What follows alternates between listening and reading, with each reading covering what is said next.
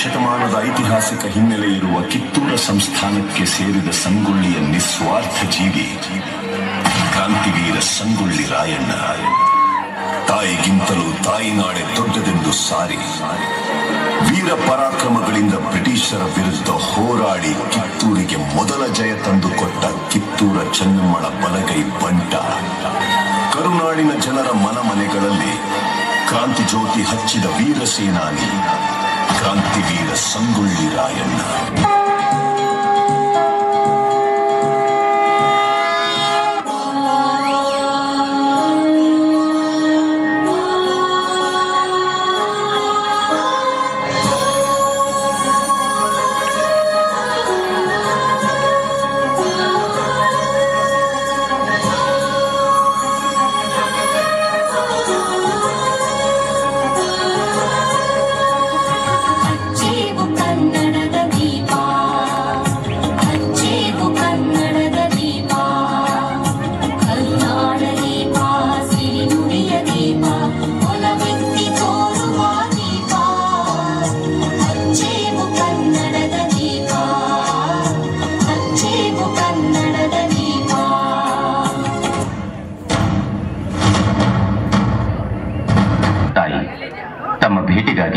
ಠಾಕರೆ ಸಾಹೇಬರು ಬಂದಿದ್ದಾರೆ.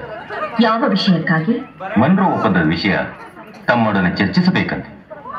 ಕರೆದುಕೊಂಡು ಬನ್ನಿ. ಆಗಲಿ ತಾಯಿ.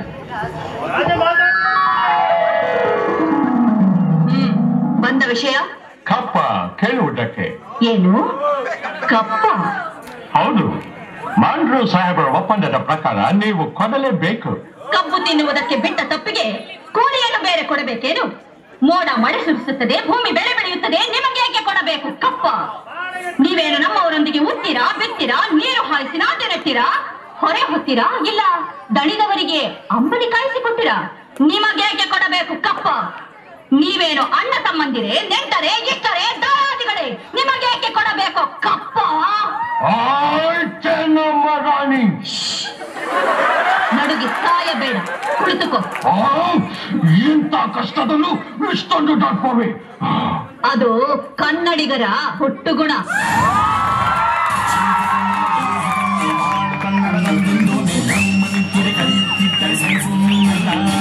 ಕೆಂಪು ಹಳದಿ ಬಾವುಟಕ್ಕೆ ನೀನೆ ತಾನೇ ಬಾಹುದಂಡ ನಿನ್ನ ಯುದ್ಧ ಸತ್ಯ ಶುದ್ಧ ನಡೆಸುವುದಿಲ್ಲ. ನಿಮಗಾಗಿ ಹುಟ್ಟಿದ ನೀನು ಕಾಪಾಡು ಕಾಮಧೇನು ಜ್ವಾಲಾಮುಖಿ ವೈದಿಕೆ ನಿನಗೆ ಮನೆಗೆ ನೀನಾದೆ ನಮಗೆ.